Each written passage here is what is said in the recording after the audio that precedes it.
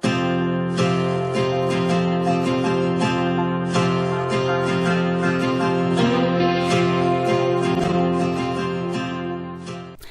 everybody, and welcome to this tutorial on drawing a crocodile. I'm going to use the Canson pastel paper, and I'm using the grey first one. It's light grey, and for the setup I will be using the dark grey pastel pencil. Now, I was in a zoo the other day, and there was this kind of a bassin with crocodiles in them, and it had a glass wall, if you like, and you could look right through that, and there was this crocodile, and he was just above the level of water. So partially I saw his the top of his head, amazing, and with his eyes looking at me, and the below side of that crocodile was underwater, and the waterline you can see me draw here, and in the middle you see the surface of that water, and below that middle line I could partially see through the water where his large teeth are, and his mouth was half open, and he was just laying there, very still, so I could study him, watch him, I could draw him, and I took some pictures, of course. But what was most exciting is, well, the water was blurry, but I could still see the lower half of this crocodile, and I thought that would be an amazing composition to make a drawing out of. So that is what I'm trying to do here. And the tip of his nose was coming just out of that water, and on the part of the beak the water was flowing a little bit over it, and here you can see the inside of the mouth that was very dark, and this is the lower jaw, and it is getting more and more dark and blurry as I go downwards in my drawing. As you can see, I'm putting in grey in between the tooth that I could just see.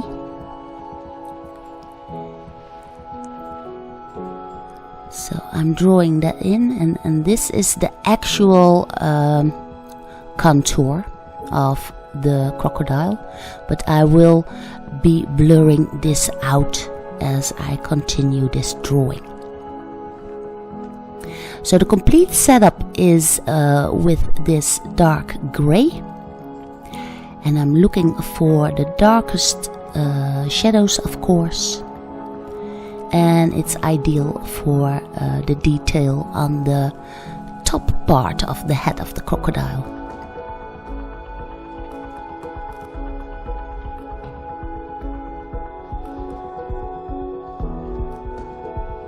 Now, there are a lot of scales, of course, on the crocodile, and what I'm doing next is I've taken my light yellow, so not complete white, it's the second lightest pastel pencil that I own, and with this I'm drawing in the highlights, the lighter parts of this crocodile, and also the surface of the water, of course.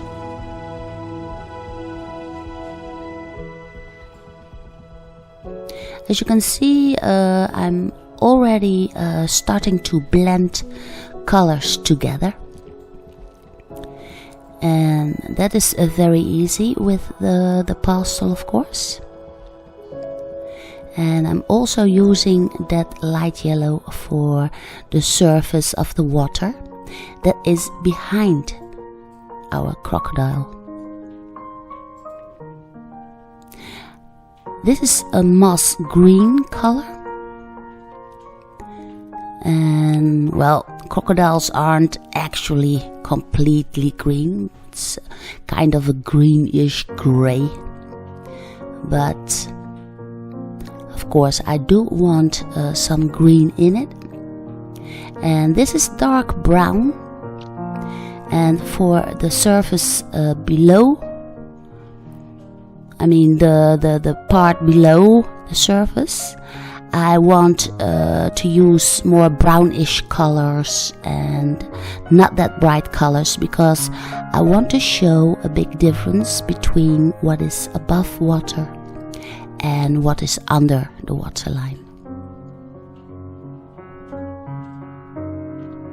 Here I'm using light gray, and I also use that to blend in my colors together. And it is about the color of the water that was kind of blurry. And what I also do is I use a broad brush and brush all the pigments in together to get that blurry feel.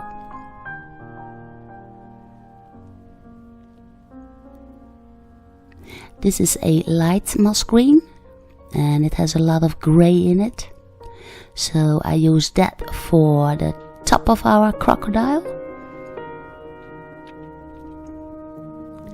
And this is my white pastel pencil for the highlights. And of course, this crocodile is always a little bit wet, and there will be reflection of water on his head.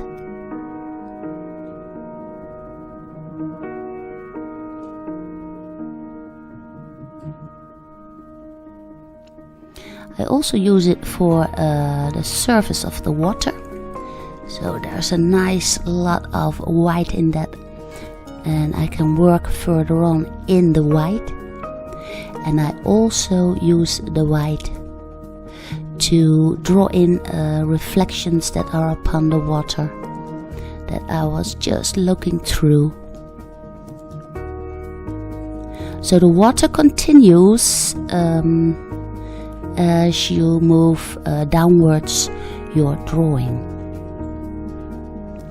Always put in a little piece of paper if you do not want to blur everything out. That's a handy tip. And here I'm using that dark gray again to get back some dark shadows in the part that was underwater.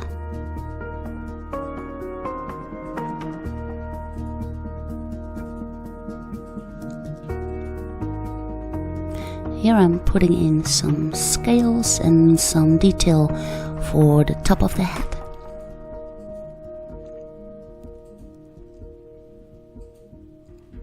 The eyes have to be standing out, and I want all the attention going towards those eyes, of course. And they are so amazing. Crocodiles always made me think of dinosaurs or dragons, if you want.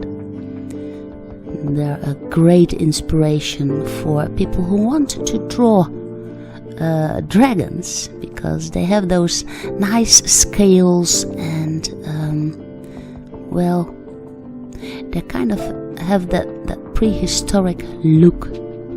So if you want to develop some dragon drawings, then take a close look at crocodiles.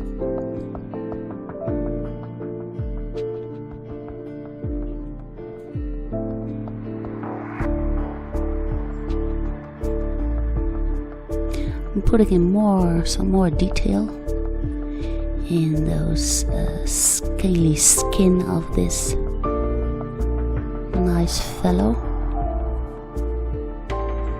And I also put in a little bit of orange to get some attention to that eye.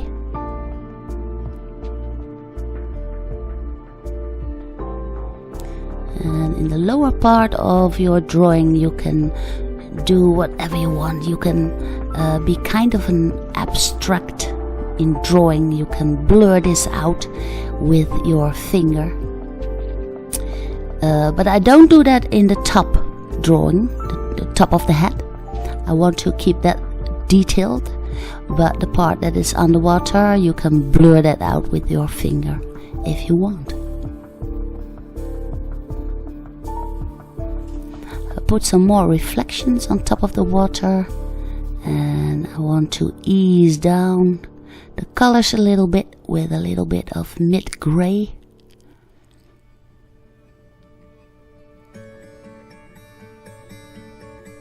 Also here on the back of the waterline,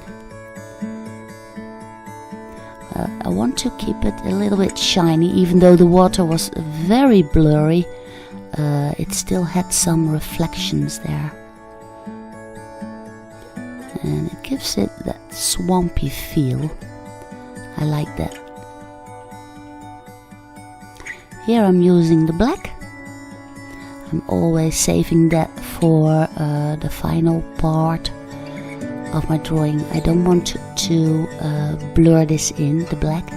It will flatten your drawing, so always spare out the black for the last stages of your drawing.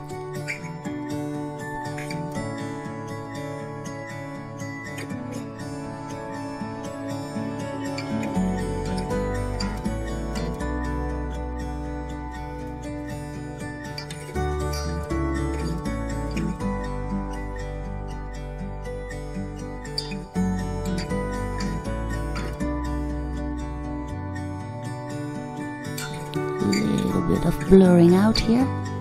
For the fine details you would best use the blender stick, and here I put in a little bit more of yellow ochre just to make the difference even bigger between what is above water and what is underneath the water. Putting in some more shine here. And what you do for the background, maybe you want to draw in some mangroves or something. I will just leave it here and leave it up to you. I'm hoping for a big thumbs up and that you will try this out, of course. And hope to see you again in my next tutorial. Don't forget to subscribe, and I will see you soon.